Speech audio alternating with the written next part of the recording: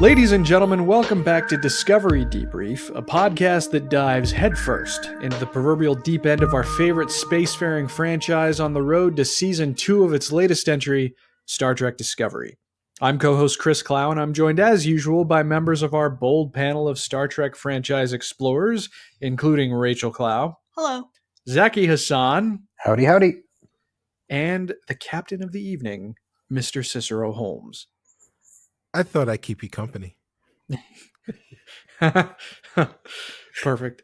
Well, we are back with you today to continue our look at our panel's choices for all-time favorite Star Trek episodes, although by the end of this discussion, we may be putting an asterisk on that a little bit, but not too much. But this week's selection comes from podcasting impresario and the heart and soul of this crew, Mr. Cicero Holmes. Decided to go in a bit of a different direction with his choice for favorite. And I can tell you that I certainly didn't see it coming. I can't speak for the rest of the panel, but certainly surprised the hell out of me because his choice is none other than Season 2, Episode 23 of the unique and polarizing prequel series in the Star Trek franchise, at least before Discovery. And it acts, of all things, as a sequel to the events of the 1996 film Star Trek First Contact. The episode is titled, of course, Regeneration. But first, as always, how have you guys been doing and engaging with Star Trek since we last got together? Cicero, what have you been up to besides coordinating the discussion that we are about to have about your choice? Has there been any other Trek interactions for you since the last time we got together? No. This has consumed all of my time. Oh, sure. Yeah, man, you know, there's been a lot going on just in life. So I haven't been able to kind of lose myself in Star Trek in a while. I haven't played any more Star Trek Adventures from the Roll20 app tabletop game. But so that's been about it, man. Yeah, well, understandable. I can certainly relate to life getting in the way. How about you, Zaki? What have you been doing, if anything, in terms of Star Trek engagement since the last time? Because it's been a while since we got to talk to you. It has been a while. Yeah, you know, I'm just I'm taking a breather. I've been so swamped with school, and you know, we're in the final stretch of finals and whatnot. So I just any free time is spent sleeping as much as possible. So you're taking an exhausting breather, so to speak. That's exactly right. Yeah. So hopefully, you know, once Christmas break starts, I can start going through my chronological streaming project again. Oh, that would be great. Yeah, I'd love to hear about that again. It's been a while, and I know it was kind of a favorite among some listeners. They loved hearing how that journey was. They really like.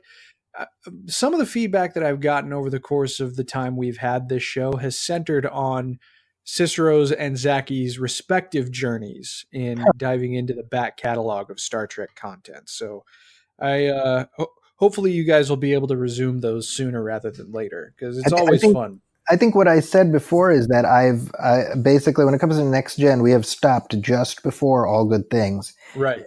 And you know, I feel like, hey, if I don't watch it, it never really ended. So. Well, hey, I mean, technically, maybe it still hasn't. If you know, one of our news items, we're going to get to that, but the continuing mission continues, right? Exactly. Rachael, how have you been interacting with Star Trek? I think you might be 0 for 3 here, Chris, because I don't think I've been really interacting with it. You guys are depressing. I'm sorry. I don't have an excuse. My life's not that exciting or anything. I just decided to watch other things. Yeah, The Last Kingdom and the Great British Baking Show, and mostly just British things. Right. Well, we've been watching the new the Gauntlet for Mystery Science Theater 3000. That's been a lot of fun. Atlantic Rim is awful. Yes, I saw that without with tracks. Well, hey, I mean, it's entertaining, sure, in a terrible kind of way, but hey, more power to you, man. I don't know if I'd be able to power through it. Maybe I'll have to give it a try sometime. That and Transmorphers. Sounds like you're a fan of this production company. Because I think they Which did has never Transmorphers. lost money on a production. Yeah, before. we looked into it. They never, they at least they claim to have never lost any money on any of the movies.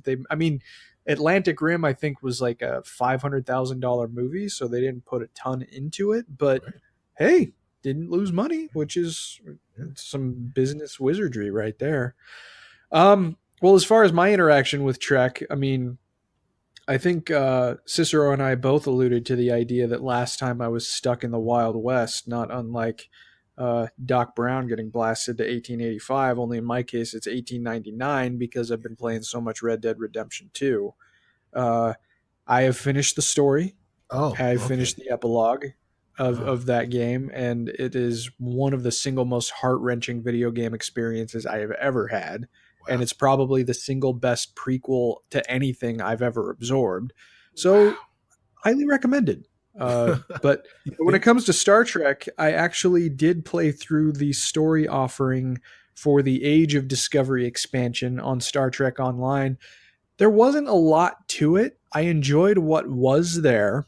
Mary Wiseman as Tilly in a video game environment was awesome. They did a good job of recreating the Discovery aesthetic and the weapons and the ships and the Klingons, and Ripper himself even appears in the story that you play through, which I thought was really cool.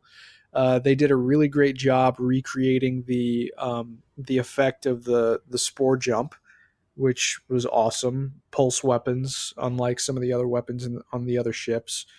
Totally in spirit with Star Trek.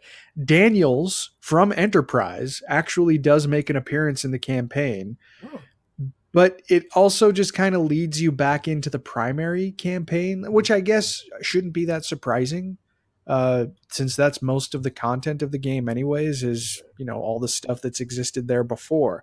But basically you start as a Discovery captain, there's shenanigans with Daniels, and you're basically plugged right back into the game as it stood now for 8 years. So they say that they're going to add more Discovery expansion material, which I'm looking forward to playing, even though I'll be playing it on console, so like a month after PC players get it. But for what it is and for how it represents the Discovery show, not bad. I'm looking forward to seeing more, and it sounds like they're making it. But as usual, before we head into the full episode discussion that we have for you tonight, let's discuss some Star Trek news first.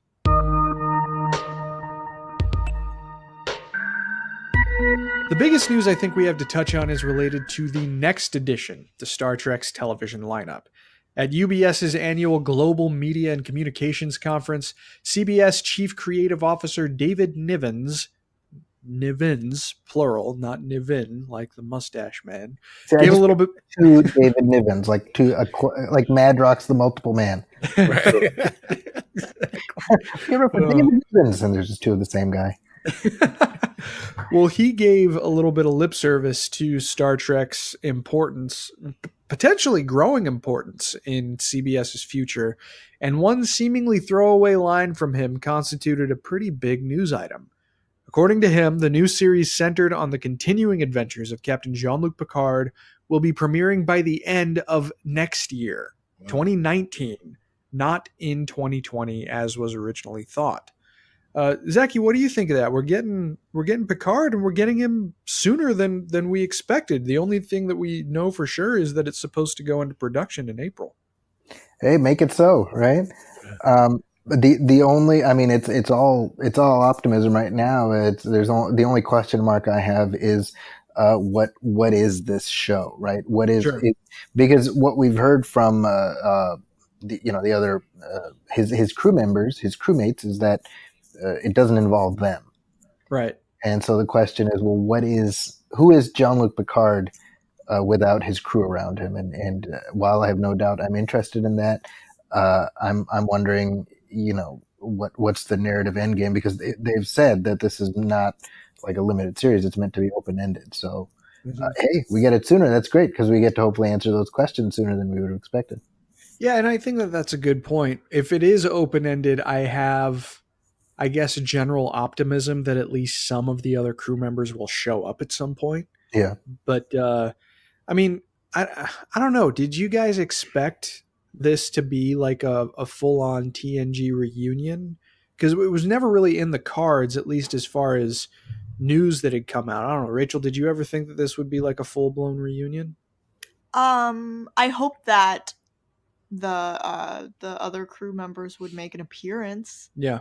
And I am not convinced that's not going to happen. Right. It's a weird double negative. I am convinced that is going to happen. Yeah. In some capacity eventually, especially if it's successful. Sure. But yeah, it's obviously not them all together, and that's good because it's not really a reboot. Or I think it'll be cooler if it's like a different thing than TNG. Sure, really it's not a reboot. Trying to be TNG again. It's Frasier, where like Sam Malone shows up again. Right. Yeah, exactly. That's a good way of putting it. Yeah, I hadn't really thought of it in those terms before. Cicero, what do you think about this? So, guys, I already know what the show is going to be. Oh, really? So inside info. Yeah. So the show is going to be the holodeck adventures of Jean-Luc Picard. So every episode could just be some dumb story from the lost files of all of Jean-Luc Picard's holodeck adventures.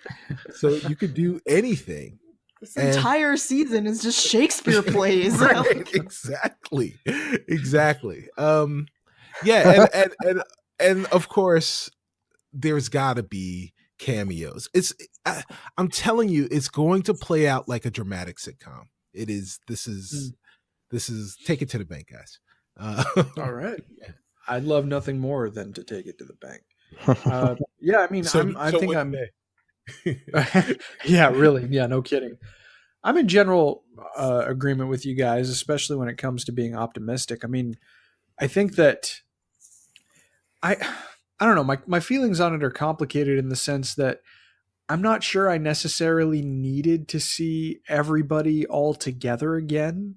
I certainly hope to see everybody at some point because I think that the canon in general could do with seeing these characters again. And who knows? I mean, since we're in this era, it opens up possibilities for, if not appearances, then at least new information from shows like Voyager and Deep Space Nine, which I would certainly love to hear about. I'm sure that it will probably bring a fair amount of criticism because, like Star Wars, when Star Wars went into a whole other direction from established expanded universe continuity, not that Star Trek EU has nearly as much of a fan base as apparently Star Wars EU does, but there are documented stories and adventures of what these people went on to do, and I know that there are people who are kind of, for lack of a better term, married to those ideas, but I certainly hope that we get some more information and hopefully a couple of appearances from these characters, but I'm generally optimistic about what the outlook of the show is. The interesting thing for me was the phrasing that was used, that it would appear by the end of 2019, which puts it presumably if knock on wood, Discovery gets a season 3, would put it up against season 3 Discovery, right? If it starts in November, December, limited run, maybe it leads you directly into Discovery, but there may be some overlap.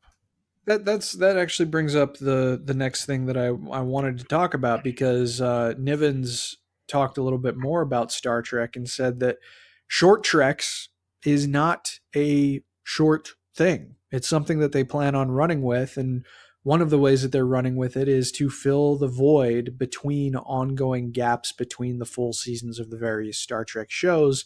And he specifically said, including between Discovery Season 2 and the Picard show. So this is clearly to keep us all engaged in the franchise, but of course, also in CBS All Access. You're never going to be able to cancel this. Hey, but I mean, I told you at the very beginning, CBS gives Star Trek, we give money. It's just this is kind of the note. But Cicero, I think that because of that, they would probably stagger things unless they wanted to concurrently running Star Trek shows. But I kind of doubt that they'd want to blow their wad on a schedule like that, especially if they're going to be able to sort of string us along for the long term, which they got me. If they're going to keep me on a steady drip of Star Trek, then I don't see myself going anywhere. I mean, really, Rachel, do you? I don't know. The answer is no. That's the answer. Okay. Yeah. Well, I mean, if that is the answer, then really what they've got to do is do a good job of creating content that interests the people that are on this steady drip. Oh yes. Yes. And I mean, that's going to be something that I'm sure that fans will hold them accountable for if the content isn't quite up to snuff with expectations, or even, if because fan expectation is such a weird topic these days, but if it just doesn't deliver in general, like if it's a total subversion of what makes Star Trek great, then that's one thing. But I've got faith in them, especially considering how Discovery has performed. But on that note, Zaki, we didn't get to ask you about the Calypso short. Did you get a chance to watch that? I have not seen it. I hang my head in shame. I submit myself to the Klingon Council for discommendation. Rura Pente with you. Well, we'll just keep asking you about it until you have seen it. So next time, I will make it happen. Yeah, I think I mean, if I were to guess, you'd probably like it. It was. I mean, I wasn't blown away by the the earlier one, but hey, hope springs eternal. It's a pretty different. They're very different. Pretty different exploitation. Okay. So I'll be interested to hear your thoughts about it. Well, we have one final news item, and that's that Deadline is reporting that Michelle Yeoh is in talks to reprise her role as the mirror version of Philippa Georgiou to star in her own potential Section 31 series. So this would potentially be the third to the lineup of Star Trek offerings on CBS All Access. The only clue as to the possible show's content lies in a sentence on the report that reads, "It looks likely to focus on a continuation of her Season 2 adventures from Discovery in Starfleet's Section 31 division." Rachel, what do you think of this? What's Deadline? Is this real? Yeah, Deadline is an industry trade. It is, you can pretty much count on it, yeah. Oh, that's cool. That seems like kind of small potatoes for Michelle Yeoh, but I mean, if they can pay her what the fees that she commands, that could be kind of a cool series. I don't know. I mean, if they're making this many series, like some of them are gonna suck, right? Maybe just by law of averages. Yeah, I mean, it's possible, sure. But I will love them nonetheless. So. Well, you like Section 31 stuff in DS9. Yeah, I do. Not as much as you. But... Not as much as me, yeah. I'm a big fan of Section 31. Zaki, what do you think about this? I know that this doesn't take place in the Mirror Universe, but it features a Mirror Universe character, but it's also one of the more interesting aspects introduced into Star Trek canon. How do those things kind of combine for you? I don't know, man. We're inching real close to Zaki's agony booth here. I'm just joking. I'm intrigued. I think that insofar as Michelle Yeoh doing it, I think this is one of the richer characters she's had an opportunity to portray in a while. In terms of, especially in an American production, where there's the whole gamut of development that's been done and that's open to her. We can see her potentially go from having to sort of adapt to the Prime Universe's concepts of morality and stuff. And I would assume that's what got her intrigued, is that they presented her with some kind of an arc. I can't say the idea of a Section 31 series is hugely interesting to me. I like, my partner Brian says that certain characters or concepts are just like the spice in the stew. And I think to me that's Section 31.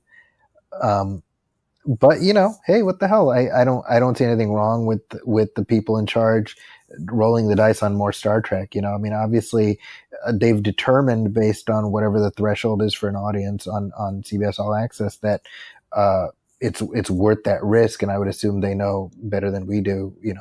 What kind of audience they're expecting. So Yeah, I mean, 3 potentially concurrent Star Trek shows yeah. is like a peak that. Isn't it 4 because of that Lower Decks animated Yeah, technically. sitcom? Yeah, I mean, for 3 live action, Yeah. or at least potentially live action recurring shows. I mean, that's a peak we haven't seen, or potentially even surpassing a peak that we haven't seen since the 90s when it comes to new Star Trek productions. So that's pretty exciting.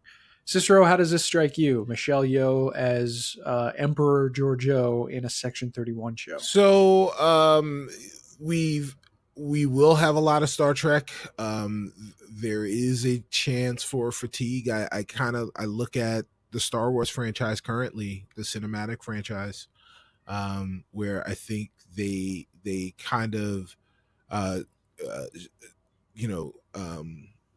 back themselves into a corner by releasing 2 Star Wars films within 6 months.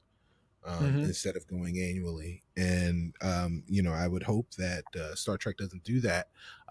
But having said that, the 3 ideas that they have for concurrent series are 3 ideas that I really like, that I'm very intrigued by. One of which, of course, being Discovery.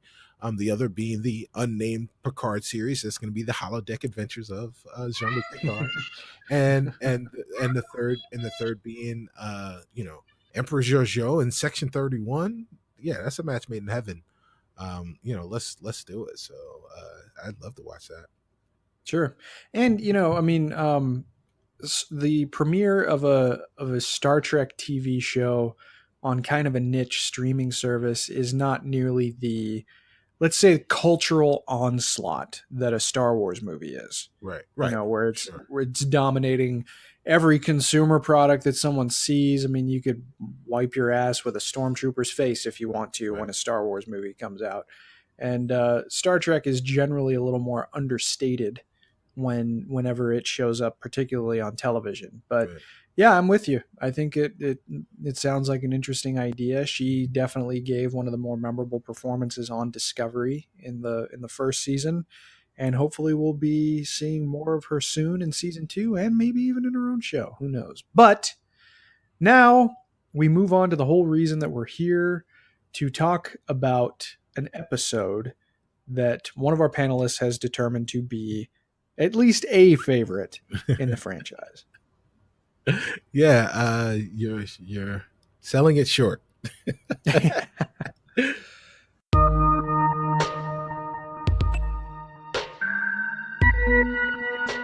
So the episode we're going to be discussing today is, I think, one of the more polarizing ones of the run of Enterprise because of how it plays with the continuity of the larger franchise to bring a primary 24th century adversary into the picture 200 years ahead of schedule. But I'm sure we'll have plenty to talk about as Cicero jumps into the show's center seat to guide us through the journey of regeneration from Star Trek Enterprise Season 2.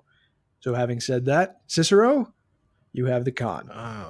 Thank you very much, Captain. Arctic Circle, Earth, March 1st, 2153.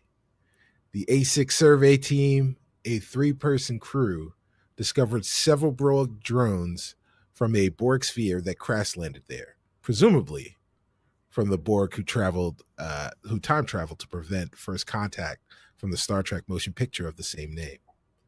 It doesn't take long before the scientifically curious trio predictably buck against logic to leave the drones to their own assimilating devices. With more able-bodied drones, they quickly turn the survey vessel into a warp-capable spacefaring transport. We find the crew of the Enterprise on the bridge after Captain Archer receives a communique from Starfleet. They are the closest vessel to this hijacked transport that is now traveling faster than any transport that size should be able to travel. The crew finds the vessel attacking a Tarkalian freighter. The Enterprise chases off the Borg transport, but stays to rescue the 2 remaining Tarkalian crew members. Dr. Phlox in sickbay discovers that there are nanoprobes implanted into the unconscious Tarkalian survivors, and we, of course, as the audience, know exactly what that means. And he's trying to discover a way to neutralize them when both of the Tarkalians come to, inject Phlox with the nanoprobes, and escape to terrorize the ship. Dr. Phlox, aware that he's entering the nascent changes of assimilation, submits to quarantine and is hell-bent on finding a cure. Lieutenant Reed, meanwhile, takes a team to repel the Borg. They've modified paneling and hacked into the Enterprise plasma and warp systems. The Borg adapt to the attacks from Reed's team, forcing Archer to jettison the former Tarkalians into space. Phlox informs Archer that he has developed a cure of sorts for denoblians, which is flooding the system with Omicron radiation. Apparently, the effects of Borg assimilation affect all species differently, and denobulan physiology is more resistant to assimilation than most, providing Phlox with the opportunity to save himself. Archer talks to T'Pol and says that he remembers that Zefram Cochrane once talked about crazy aliens from the future whose goal was to enslave the human race. T'Pol remembered that Zefram Cochrane was often drunk. The crew happens upon the transport once again. This time it's much faster and much bigger than when we last saw it. The Borg transport reactivates the booby trap systems aboard Enterprise and starts their attack. Archer and Reed beam aboard the transport and successfully load explosives on the Borg's transport exhaust port, in quotes, disabling it, and Archer, realizing there is no one on board worth saving, orders it destroyed. Phlox tells Archer and T'Pol about his experience being part of the collective, and that they kept repeating the coordinates to Earth and sending them to some far-off coordinates, which turn out to be deep in the Delta Quadrant, where it won't be received until the 24th century. Dun, dun, dun. All right, so things seen in this episode, but we didn't really talk about, is T'Pol feeling completely dispassionate about the fate of any of the sentient beings put in front of her. Trip Tucker being the everyman who discovers the back door to the Borg hack of the Enterprise system, just in the nick of time, I might add, and giving Reed inspiration for properly fighting these aliens. Dr. Phlox cares more about his animals than he does his own mortality. Sato is very hot for Doctor and seemingly everyone else. She settles for feeding his animals instead of his libido, however. So Mayweather, well, he knows how to fly the ship. He's really good at flying the ship and letting people know he knows how to tell time. And Archer stubbornly commands. One scene has him assigning a guard to watch over Dr. Phlox after he's been infected. But it's the same guard that was on duty and incapacitated by the newly droned Tarkalians. So, like, come on. But yeah, that's basically what happened in this episode. And I will say that, of course, even in the way that I kind of delivered everything, it was, like there is a little tongue in cheek watching this episode. But I still think it's great for a lot of reasons. And so, let's talk about some of those things. So first off, what did you guys think of the episode overall? And has your opinion changed since the first time you saw it? I guess I'll start with you, Chris. Okay. Has my opinion changed? Yes. Okay. When I first saw this, it was funny because I wasn't actually watching Enterprise all that often while it was on the air.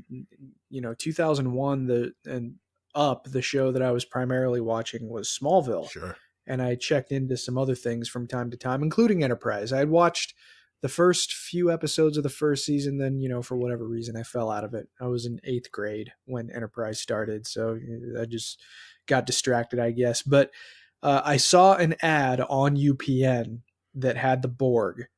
and I immediately just went, what the hell is going on here? So I had to tune into it. And I think that there was a view spike for Regeneration, if I'm remembering correctly. And I was a part of that. And, you know, at the time I was a kid, but I was still pretty cognizant of the anachronism of having the Borg show up in the 22nd century. Because I had seen Star Trek The Next Generation, and I had known, and I read the Star Trek encyclopedia cover to cover, so I knew when the Borg had first shown up in the timeline. And this, at the time it came out, was one of the things in my mind that made me go, that's why I don't watch this show on a regular basis. But in the fullness of time, particularly when I revisited Enterprise several years later and watched it in its entirety from beginning to end, I think this episode could have been a lot worse than it ended up being. This was not Acquisition, the Enterprise episode that featured the unnamed Ferengi, which I think is far more of an offense to the integrity of the canon than Regeneration is, because Regeneration has the benefit of being rather firmly attached to one of the best stories that the franchise has produced on the big screen. And I love when, you know, when the shows can be sequel to the movies and the movies can be sequels to the shows and so on and so forth. So, you know, I like that this episode has quite a few nods, even in dialogue, to First Contact. There are lines that are ripped right out of First Contact that they use post teams at every access point. Right. You know, Picard and Archer say the same thing. Don't let them touch you. Phlox says that. That's another line from Picard. Even we'll be there in less, or they'll be here in less than an hour. That was a line that was in First Contact that showed up in Regeneration. So it could have been much, much worse than it was. It's certainly not my favorite episode of Enterprise, but I enjoy it much more now for what it is than I did when I first watched it. All right. Well said. Well said. Next up, Rachel. Rachel, what did you think? Here we go. I think I'm going to disappoint Chris. Why? Because I liked this episode. Really? Yeah.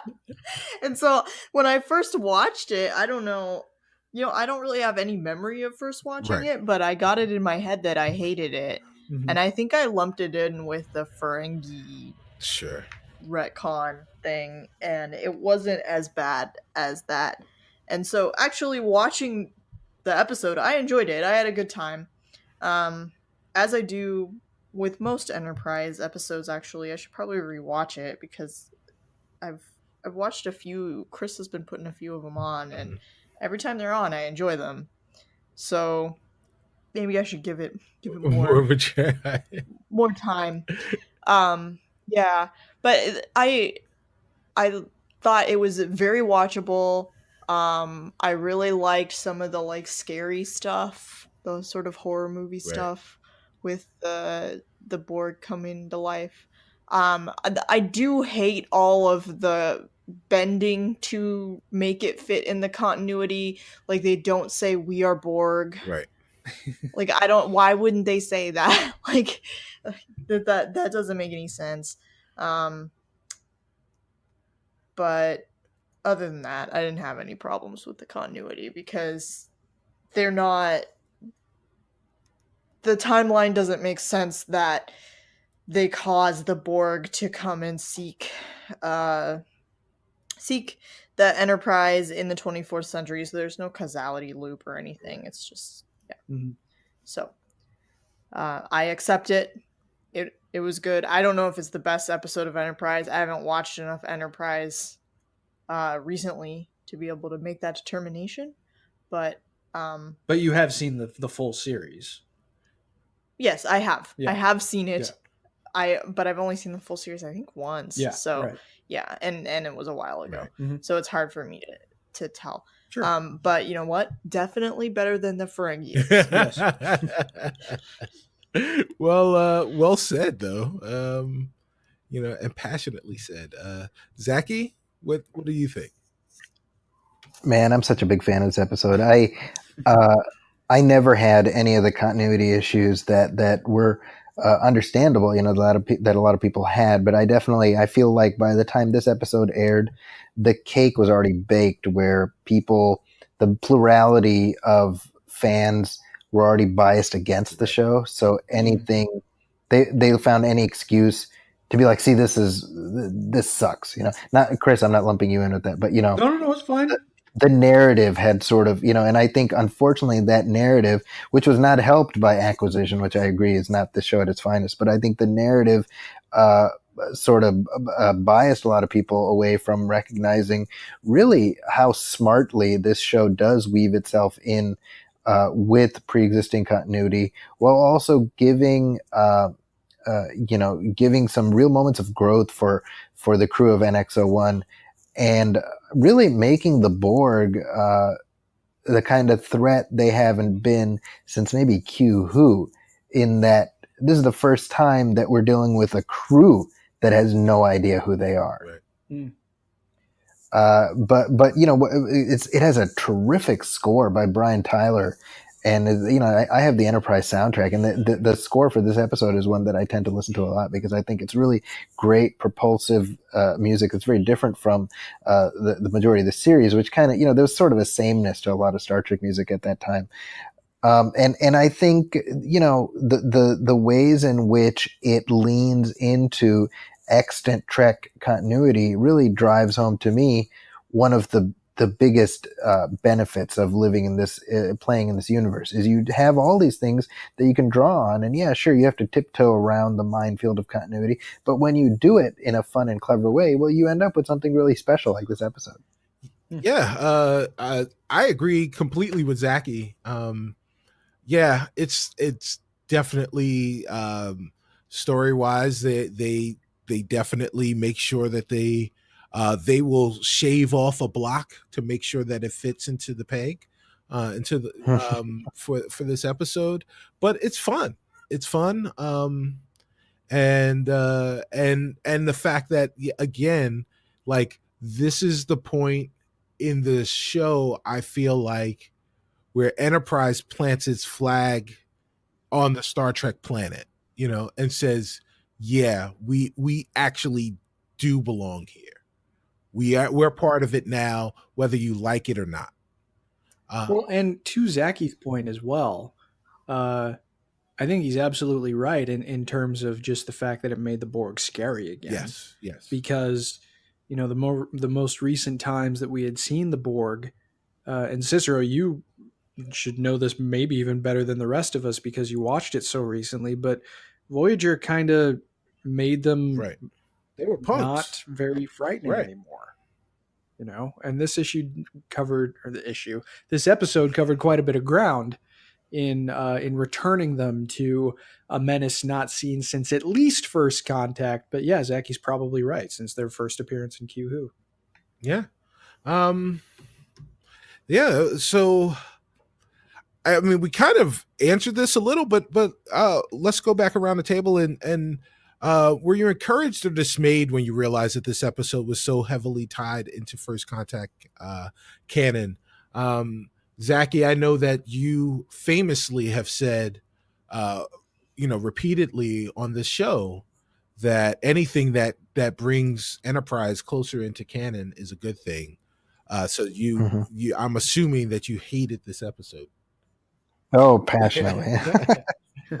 No, it's great. I think that you have the little moments, like we start right out with, the camera pulls out and we see the remnants of the Borg sphere. And it's like, if you've done your homework, you're like, see. And then like later on, you have Captain Archer being like, yeah, Zefram Cochrane, he mentioned this thing one time. And I love that.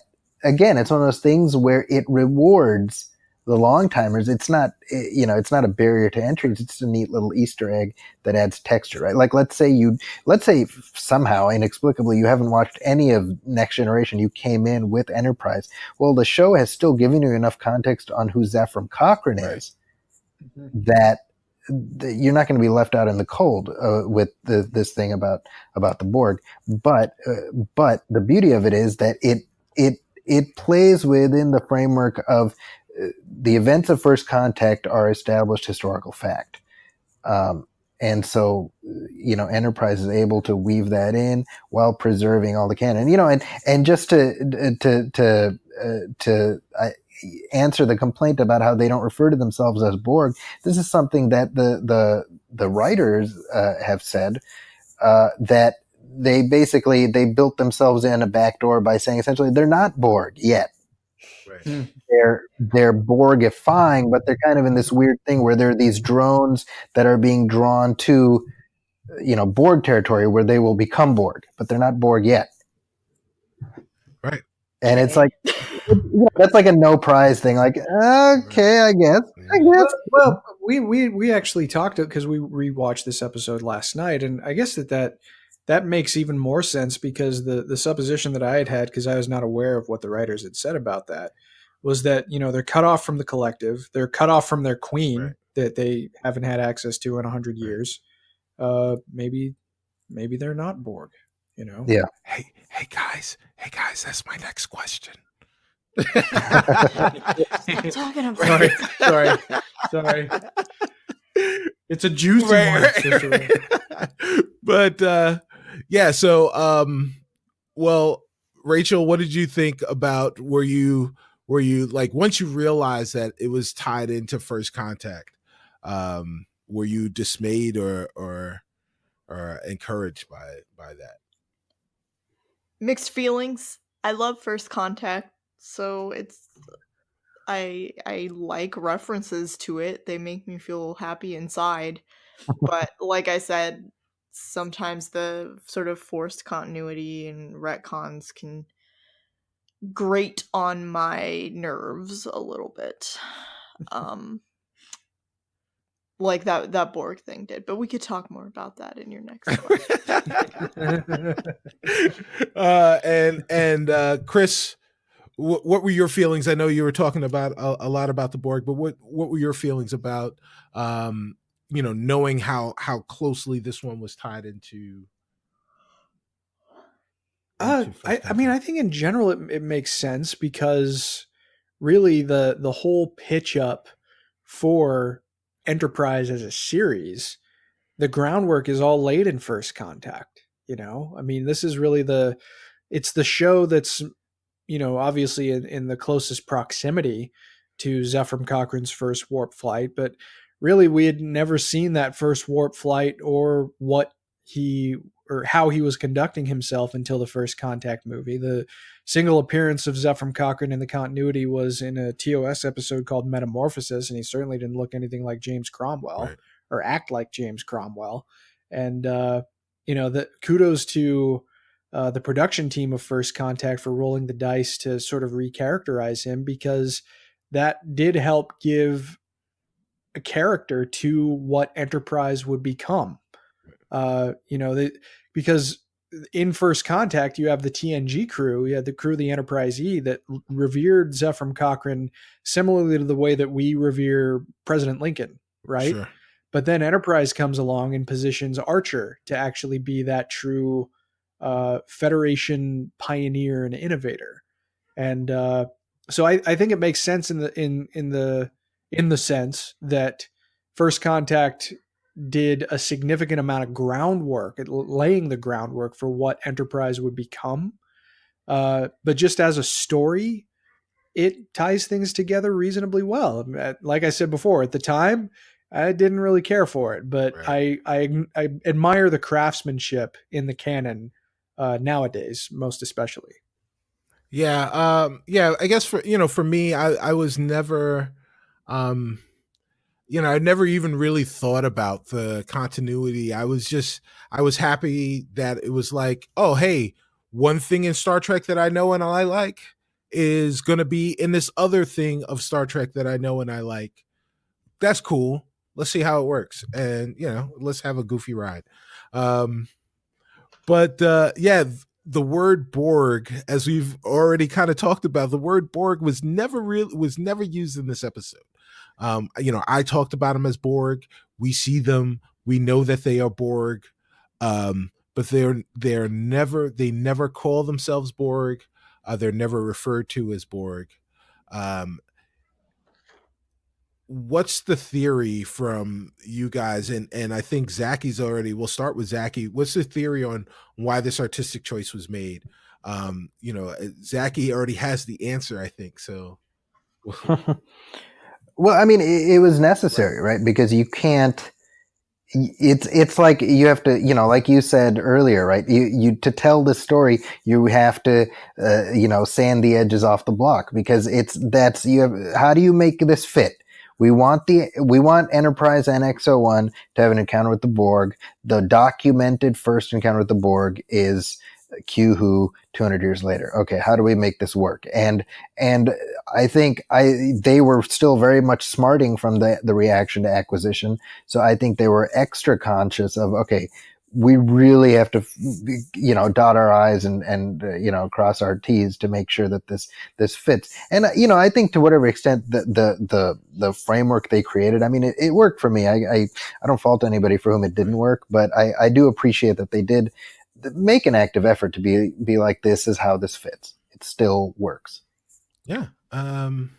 Absolutely. Rachel, what about the Borg?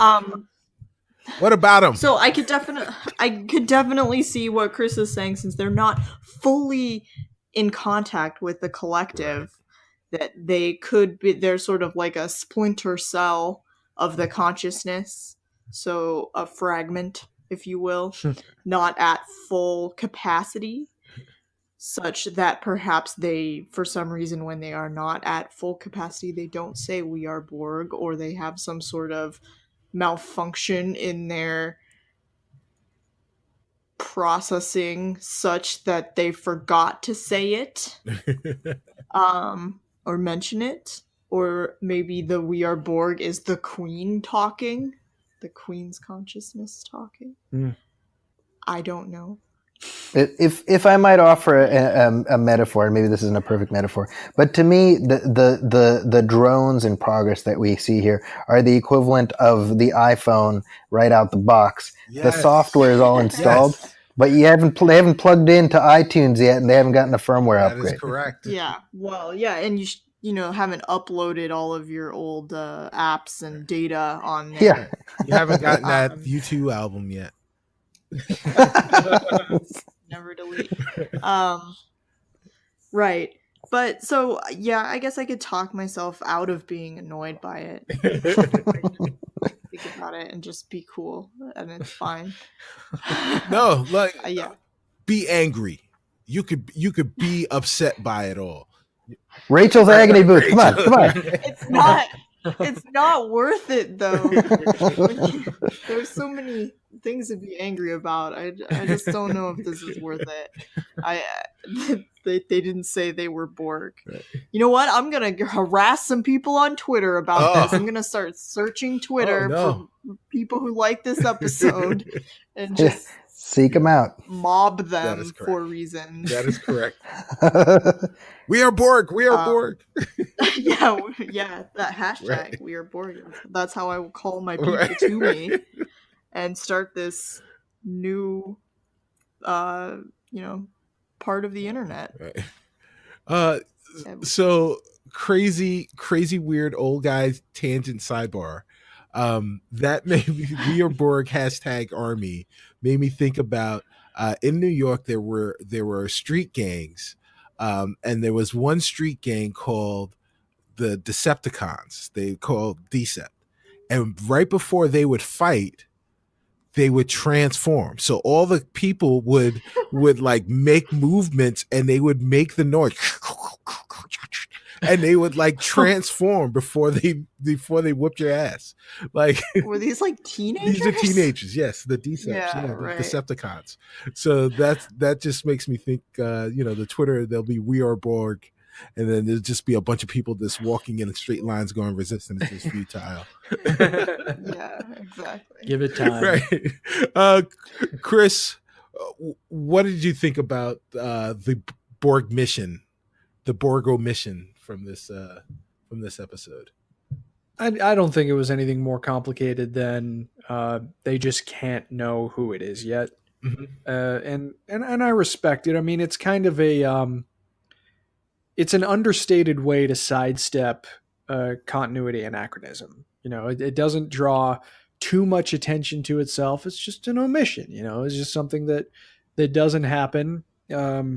So it doesn't really bother me. I mean, if anything, I'd have probably been pissed off if they didn't do that and if they actually did say we are the Borg. Right. But I mean, overall, I think that it's probably the most elegant way. If you're going to have the Borg show up 2 centuries earlier than we think they're supposed to, then the only way to, not have that word Borg in the Federation historical database is for them not to say it, and for there not to really be anything left of the ship by the time the episode is over. So, as a one-off, it's fine. I think the thing that I was worried about initially when I heard about this episode's concept way back when was that I thought it might open the door for the Borg to be a more regular antagonist well before they should be. And that didn't happen. That was an unwarranted worry on my part. So yeah, it's fine. I think it makes sense considering what they did. Well, Chris, it's funny you should say that. While the Borg wasn't planned to be a regular part of the Enterprise run, there was a follow-up episode that was planned. Writers Judith and Garfield Reeve Stevens pitched the story to the powers that be, where it would be a couple of years later after Regeneration, and actress Alice Krige would come back and play a just like a farm girl who gets captured and becomes the Borg Queen, which she played in First Contact.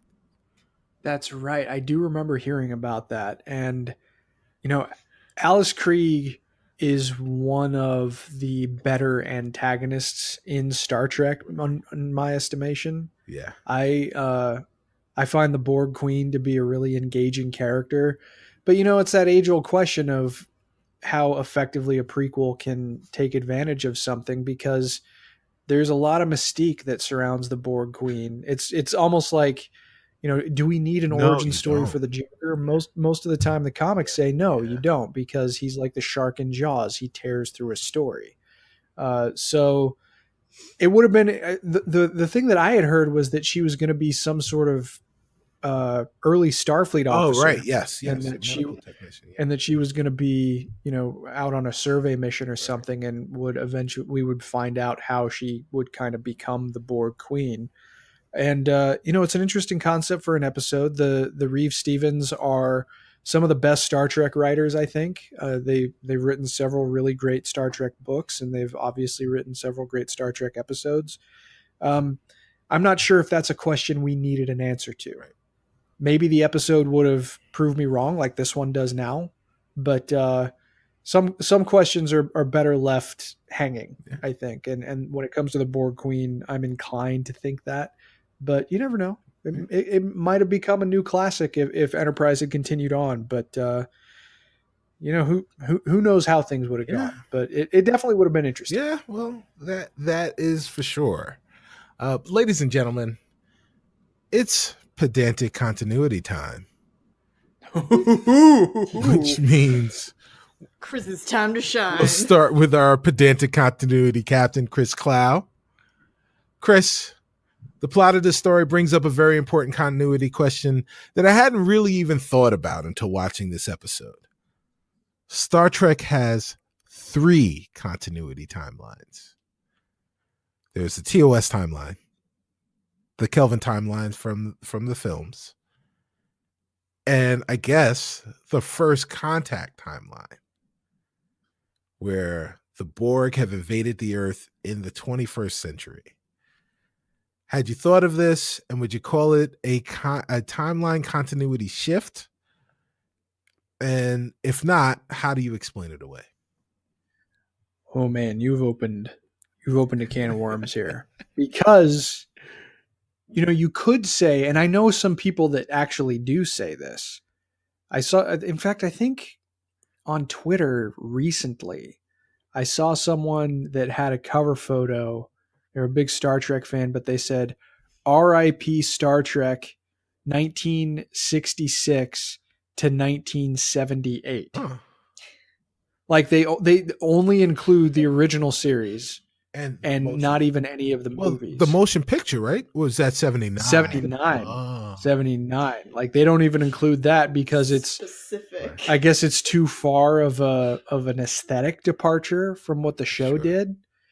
But I mean, if you really wanted to dive into it, I mean, you could say that any time travel outing in the Star Trek franchise could have created some sort of splintering of the timeline. The biggest one that I think often comes up is the Nexus in Star Trek Generations. Right, yes. You know, is that timeline where Toli and Soren destroyed the Amagosa star still out there, or was it actually repaired? Or do we just see some split timeline where Picard is actually still in the Nexus after that point in Generations going forward, up to the Picard show that will premiere next year?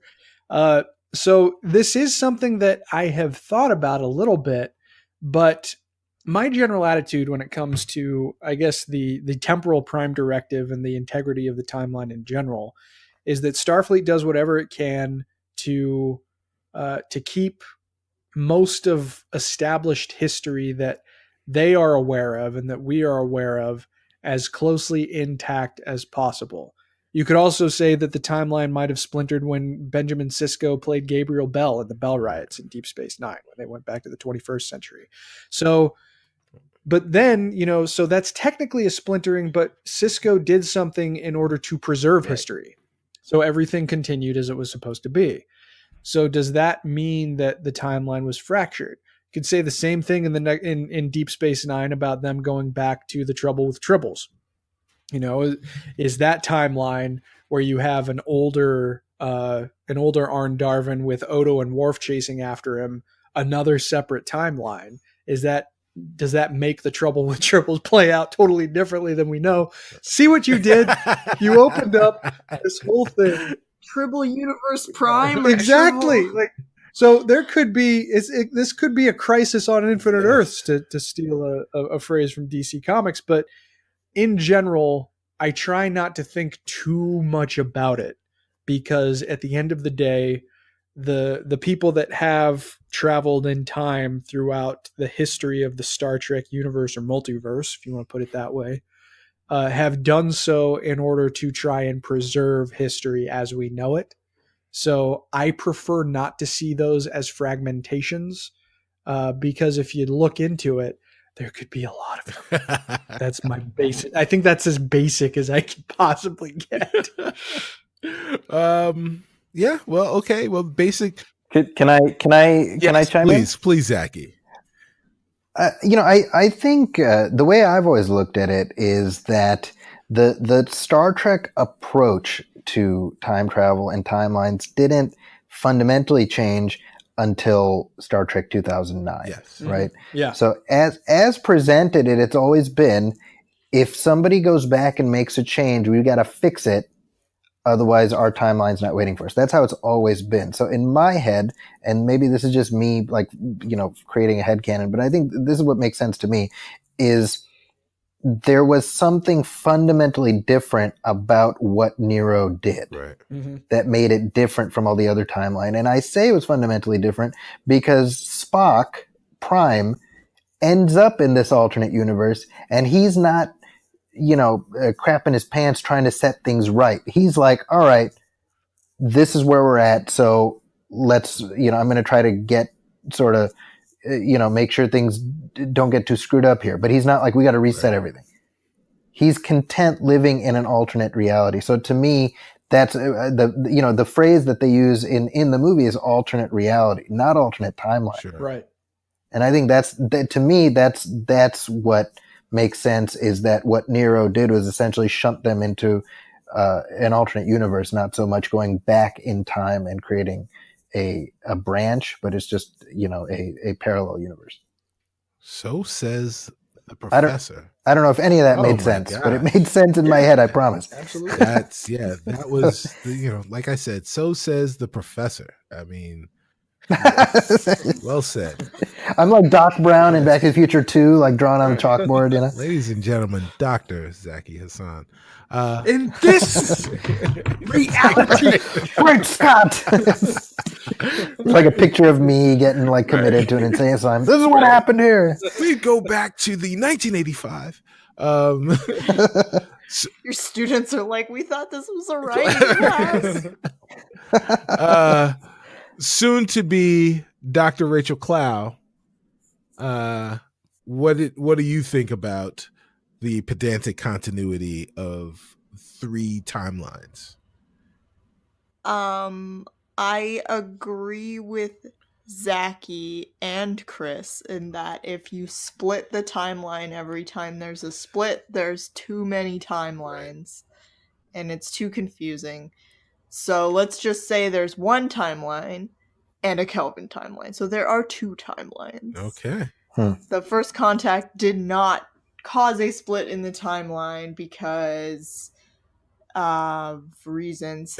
And well, maybe it did, but like we've never experienced like any significant canon happening within that timeline. So like maybe every single time there's a time jump event, a new timeline is created, but we never experience those except maybe in the episode where Worf is bouncing between closely related parallel universes.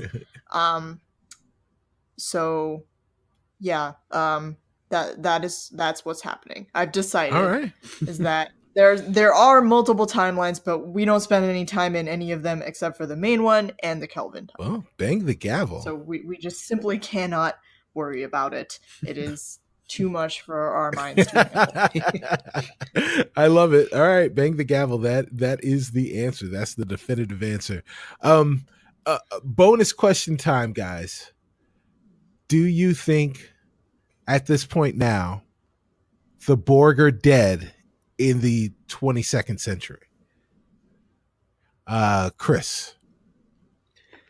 It's funny that you mentioned that because I asked this question on Twitter last night, specifically to 2 friends of the show that are big Star Trek fans, about whether or not the Tarkalians, when they were blown out into space, survived. Right.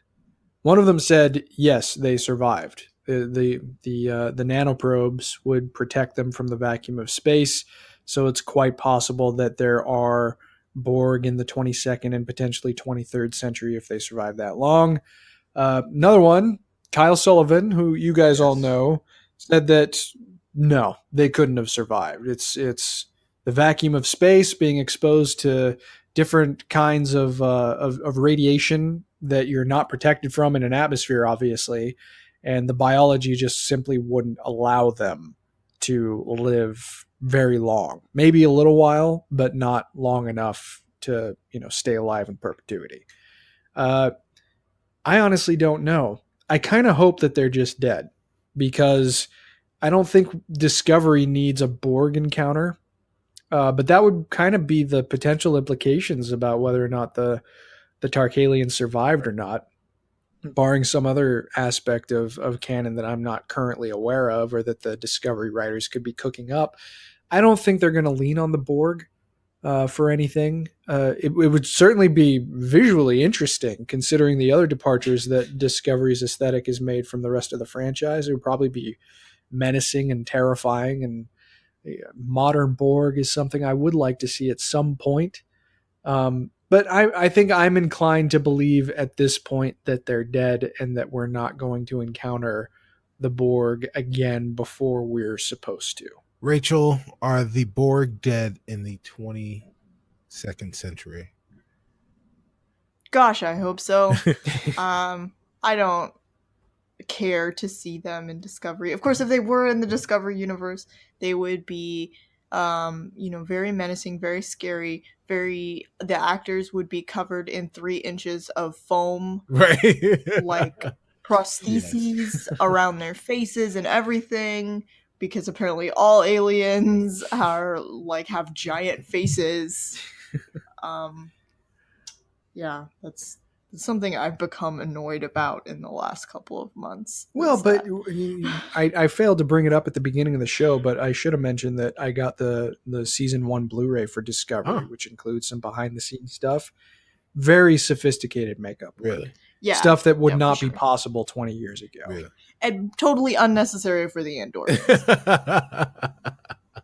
Just paint them blue. It's fine.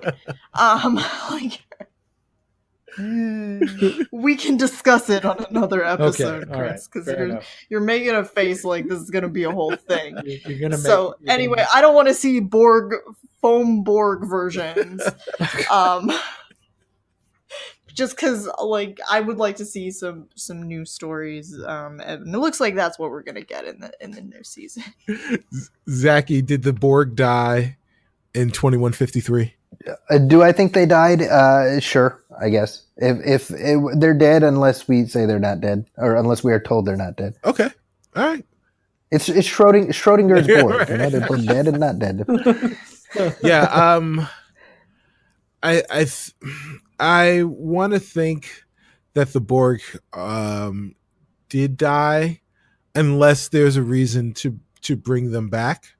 And I think that it would be interesting to see Discovery's take on the Borg, but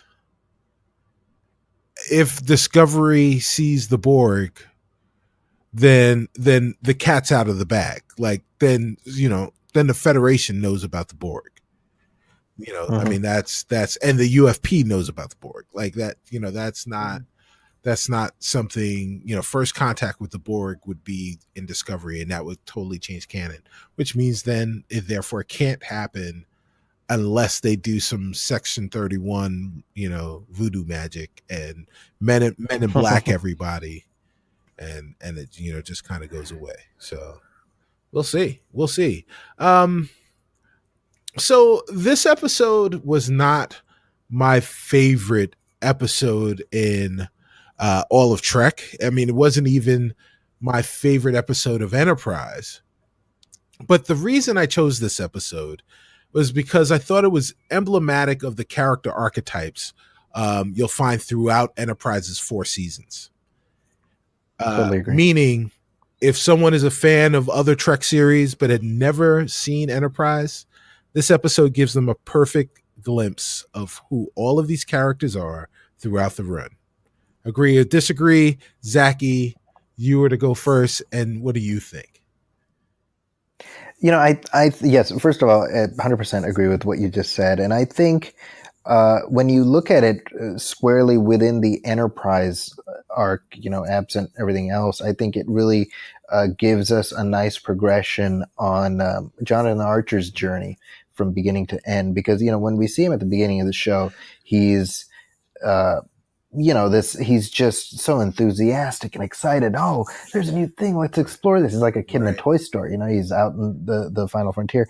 And we see him get progressively harder as the show progresses, especially, in the 3rd season, which I think is tremendous. I recommend that people watch that whole season as like one long arc. I think it's terrific. But the moment in this episode when Archer comes back from the Tarkalian ship and he just very coldly, he's like, there's no one on that ship we can help anymore.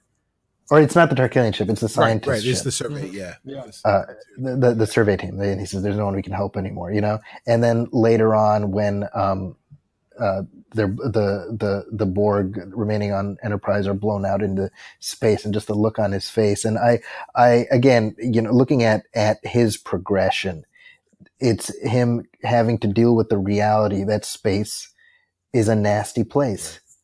And there's going to be a lot more of these kind of difficult choices that he has to make. So, a lot of people don't give Captain Archer enough, credit. I think he's a fascinating character. I think we got an arc with him that is really unique from any other Star Trek captain.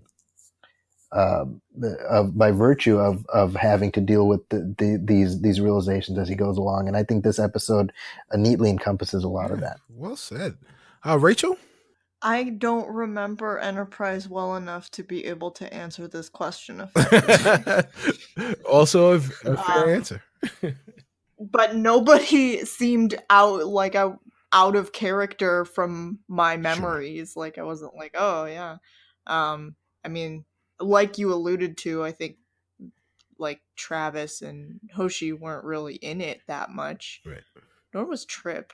Well, so and the funny thing is, Trip was an integral part of this episode, but he didn't go anywhere. He was always in places where people had already been. So, he spent a lot of his time in the second and third act up in the hacked paneling area, trying to decode the hack, being a white hat hacker over there. So, but he was very, very crucial to helping Reed and helping the captain and helping the ship. Right. But in terms of its construction, it was fairly, I felt, typical of Enterprise's tone and sort of structure. Like you could, if you watch this episode and no other episodes of Enterprise, you could reasonably get a feel for what the show was going to be like. So I agree with you on that point. Right on. And Chris? Yeah, I think that it's pretty representative of who everybody is and what they bring to the table. I mean, a Star Trek show is only as good as the dynamic of the crew. And these characters, I think they do a good job of creating a dynamic that is defined by shared struggle in a truly unknown environment for them. I mean, that's kind of the name of the game with Enterprise. I totally agree with Zaki, especially when it comes to sort of looking at where Archer would go into season 3 and 4. In the first 2 seasons, he's a little more straight-laced than he's kind of straight-laced through all 4 seasons to a degree, but particularly in season 3, you start to see that facade wear down a bit because of the rather heavy realities that he has to face when going after the Xindi in the Delphic Expanse. And you start to see where his firmer resolve will take him when he chooses to depressurize the corridor and send the Tarkalians out into space. It's something that he did not want to do, and he didn't feel great about doing it. Didn't stop him from doing it, though, because he knew it needed to be done. And he would go on to face a lot of choices like that over the course of the rest of the show. So, yeah, I mean, as far as representing who the characters are, and particularly in representing who Captain Archer is, it is very emblematic. If I had to pick, even an episode from this, really season 2 of Enterprise, I think gets kind of a bum rap in general, because the episode right after this, I believe anyway, is First Flight. And I really like that episode quite a bit. It's a fantastic. In fact, objectively, I like that episode more than this one. Yeah, and I probably do too. And it's got a very sort of aviation pioneer kind of feel to it, which is something that I actually really, really like. But if you would just watch this and nothing else, you would have a pretty decent idea of who most of these characters are. I think Captain Archer and Dr. Phlox get the most chance to shine out of this episode, but it's a good showcase of the dynamic and would prove to be kind of a building block for stuff that we would see in the future. Well, so if I can leave everyone with a coda, because I loved watching episodes of G.I. Joe and Mr. Rogers' Neighborhood, it's that sometimes your favorite doesn't always mean it's the best. This episode isn't the one that I like the most. But as I think we discussed in the last question, it's about trying to get other people into your cult, trying to assimilate, if you will, your friends, people that you hold dear, into understanding and appreciating a thing that you really enjoy. And if I have a friend who is a Star Trek fan, but wasn't a fan of Enterprise because they had heard such negative things about it. Maybe they missed the original run, and they haven't really gone into it. This is an episode, as I think we've discussed, is that immediately ties it into one of the best cinematic movies from the entire Star Trek run, and a fan favorite series from those groups, being Star Trek First Contact and the Next Generation crew, and ties all of that stuff in with the Borg, a very formidable enemy, and does I think a great job of showcasing this crew that you would come to know over 4 seasons if you decide to stay on that journey. And I think that this is the perfect episode to show other Trek fans, to get them on board into the crew of the Enterprise. And with that, I will step out of the con, because it's a tough seat to fill. Chris, please take your chair.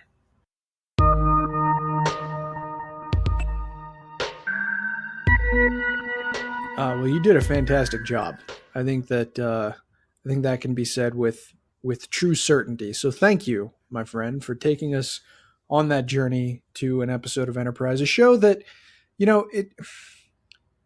it was so easy, especially in years prior to 2017, for people to label Enterprise as the black sheep of the franchise. But I think there's a renewed appreciation for it. I mean, do you guys get that kind of sense? Zaki, what do you think? Do you think that Enterprise, particularly in the face of such vehement opposition from a certain segment of fans towards the changes that Discovery is kind of applying to the franchise, do you think that Enterprise might be elevated a little bit more than it has been in the past?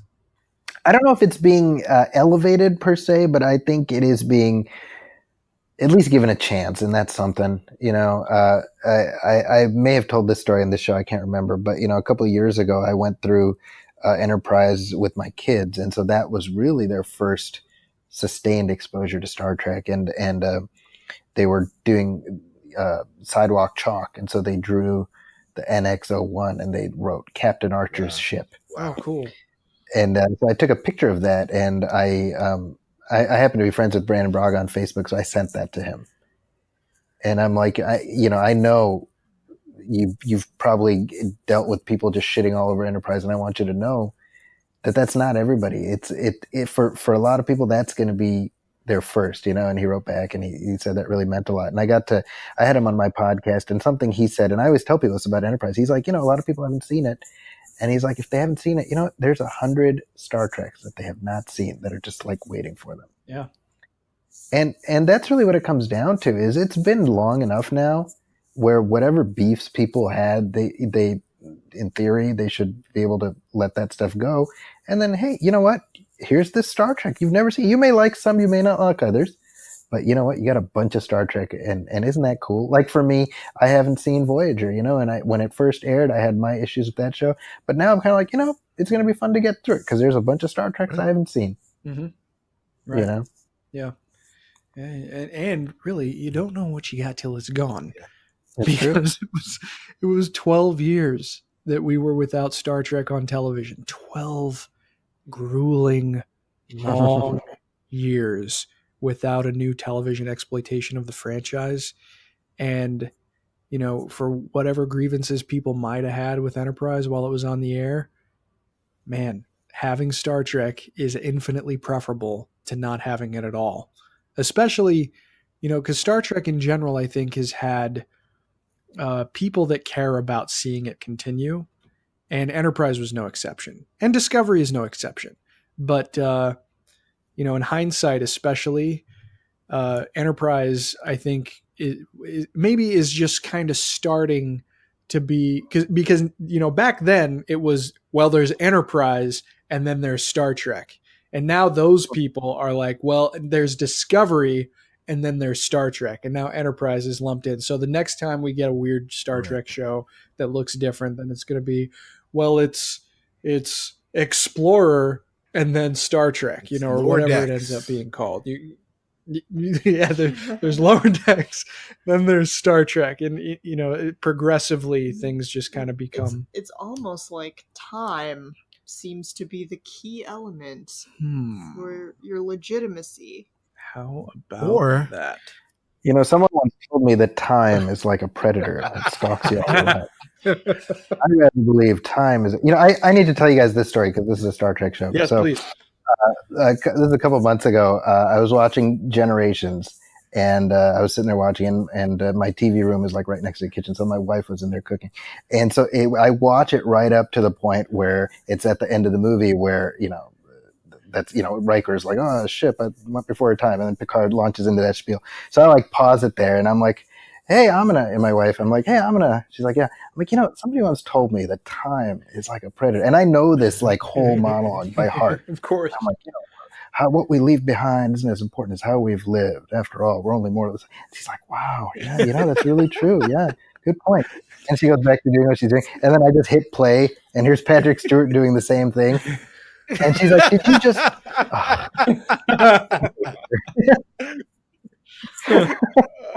Brilliant. That's exactly the kind of story that I would love to conclude us on. That's terrific. Very nicely done. Well, my friends, thank you for coming to us for another Debrief's Favorites, but that is going to do it for episode number 30 of Discovery Debrief. Now, just before we conclude, we do plan on actually continuing Debrief's Favorites with some special guests in the forms of friends of the show. Next time, though, we'll plan on having a new episode to you about the latest short trek to discuss. And this time it's going to focus on a primary Discovery character, and it gives us hints into his backstory. So after we get together to talk about that, we'll share some more details about the future of Debrief's Favorites and what we have in store up until the launch of season 2 of Discovery, where, God willing, we'll be back to you with regular weekly recaps of the latest Star Trek series. So definitely look forward to that, but that's going to do it for episode 30 of Discovery Debrief. We hope you enjoyed the show, and if you did, please like and follow us on our social media channels. And if you'd be so kind, we'd also appreciate it if you wrote a review for the show on iTunes or Facebook. It only takes a minute, and we'll be happy to read your review on the air when it's posted. If you have any questions, you can follow the show on Twitter at DSC Debrief, where you can also find all of our individual Twitter handles, and feel free to send us questions through Twitter, our Facebook like page, or by emailing us at hailingfrequencies@discoverydebrief.com. Please be sure to set your courses for this feed for future episodes, and be sure to join us as we convene next time to discuss the penultimate episode of Short Treks as we barrel forward towards season 2 of Discovery in January. As always, though, until we meet again, please go boldly, my friends.